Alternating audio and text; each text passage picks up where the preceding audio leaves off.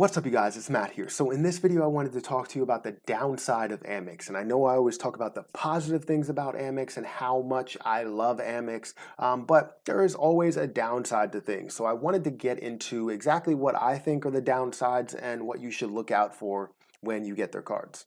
Now, before I start, make sure you hit the like button on this video. Also hit the subscribe button for more videos just like this one. And I do a giveaway every single week. So if you want to know about that giveaway, stick around to the end of the video and you'll hear all about it. So Amex is a company that I absolutely love. If you don't know, I have a ton of Amex cards and I plan on getting a lot more because they give me something that Chase does not give me, and that's normal spending categories. I love normal spending categories because I don't want to spend on stupid things like Nike or travel or whatever. I did want to spend on Nike. Look at what I'm wearing. But I don't want to spend a bunch of money in these areas and expect to just get cash back from those because I spend so much money on miscellaneous spending. That's not what it's about. It's about spending on your normal bills and getting the max amount of return that you can get so that you can save on your normal bills. So if you have $5,000, if you can save, 1%, you're saving $50. And that's absolutely amazing if you can save any type of money on your normal bills because it just gives you a discount on all of the things that you're spending money on. So I love Amex, and that's the reason why. But they do have some downsides, right? Every company has downsides, and people point them out to me all the time. Like, why do you like Amex because of this? Um, do you know that they have this problem or this problem? And I'm like, oh, okay, yeah, but the benefits outweigh, the negative stuff. But I do want to call out a lot of the negative stuff here. So let's go ahead and get into my list. And there's probably a little bit more. And if you have any more, make sure you shoot me a comment down below and let me know what your downside of Amex actually is.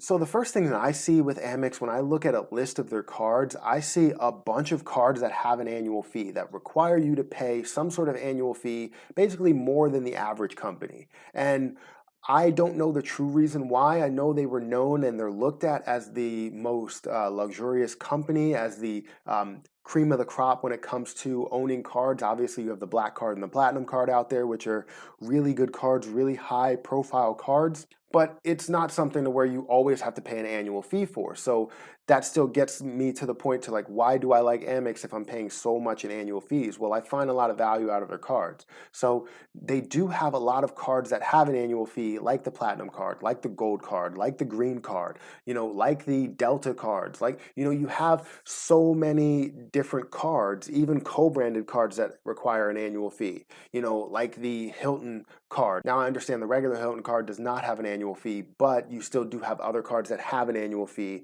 like the Surpass card or like the Aspire card. Like you have all of these cards that have annual fees attached to them, and it's just because they give you a lot of value. And, I think Amex is doing it the right way. And I know I'm kind of pushing this and turning it into a positive here. And I'm sorry because it's supposed to be a negative video for all the people that hate Amex. You were really excited. Hey, Matt's talking negatively about Amex. Let's go over there and check that out. It's not necessarily all negative. There are some positives in here. So they do have a lot of cards with annual fee. That's a huge downside. Now, the next one that I wanted to talk about was the amount of annual fee that you have to pay. So you have a higher annual fee on a lot of these cards than you would see in normal companies, normal issuers. And I understand they are a normal issuer. They've been around for such a long time. But, you have the platinum card at $550. You have the gold card at $250. You have the green card at $150. You have a hotel card, the Surpass card at $95. The Aspire card. Like you have so many different cards at higher annual fees than other companies have. And I understand that some of them may be co-branded cards, but you still have a high annual fee here. And it's not something that somebody that doesn't want to pay an annual fee wants to see. They don't want to go down a list of cards and see, a $550 annual fee, $250 annual fee, $150 annual fee, $95 annual fee, $100, $400. They don't want to see all of these different annual fees here that are, high fees. And that's something that's a huge flaw and doesn't really bring people to Amex. They always think of them, oh, you know what, you have to pay a bunch of money to own an Amex card. And that's not necessarily the case. Yes, you may have to pay money up front, but you're getting a lot more value in return. So that's something that's a downside. I wish that you didn't have to pay too much of an annual fee, but like I said, I find value in the cards even though I'm paying the annual fee. Another downside that a lot of people talk about is how many places accept Amex. I notice it all the time. I purposely keep a filler card that's not Amex, that's MasterCard or Visa in my wallet so that I always have some sort of rewards and I always have some sort of money on me or credit to be able to pay for something.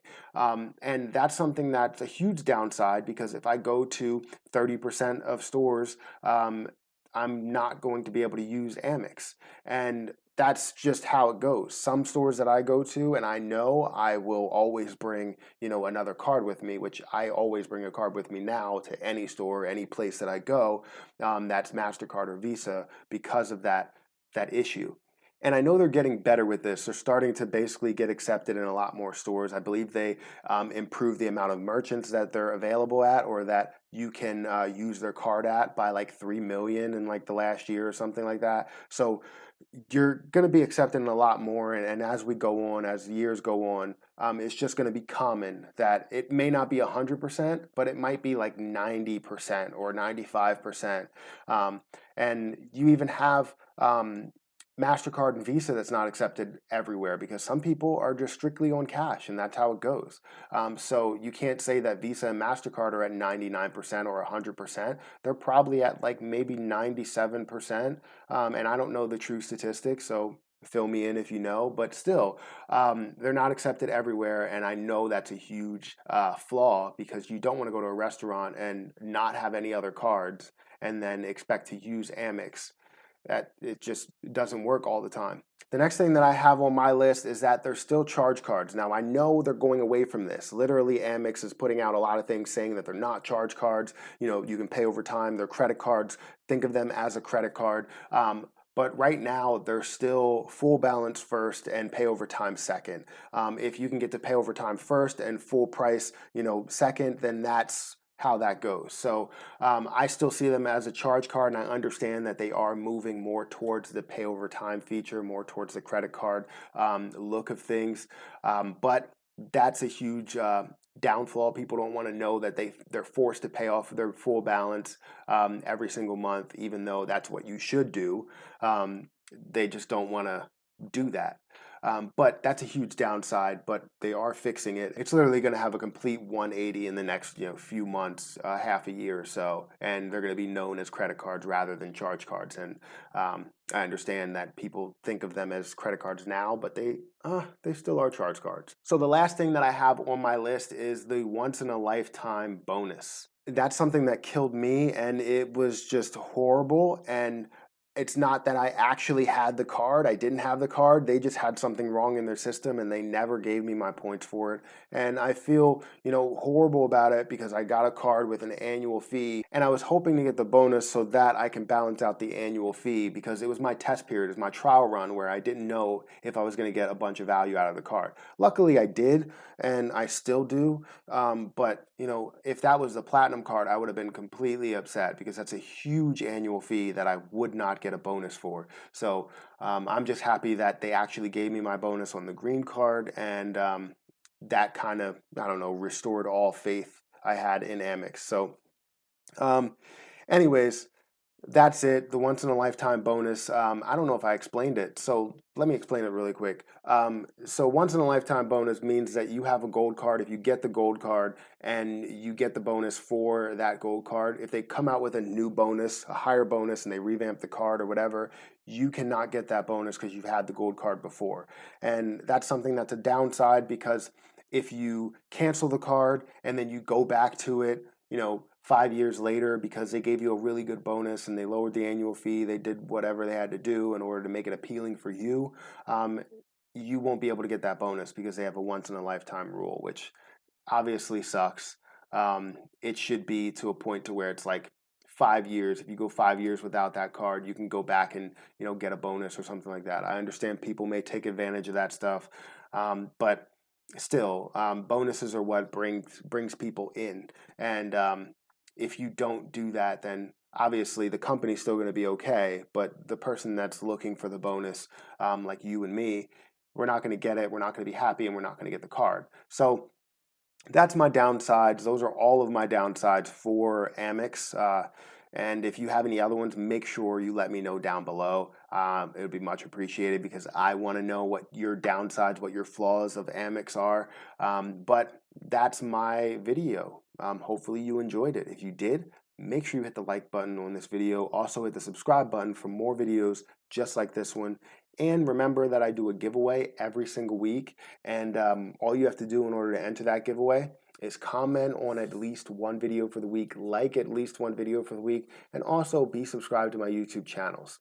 Both of them. Be subscribed to this one, Matthew Perry channel, and then also be subscribed to the podcast channel, The Perry Experience.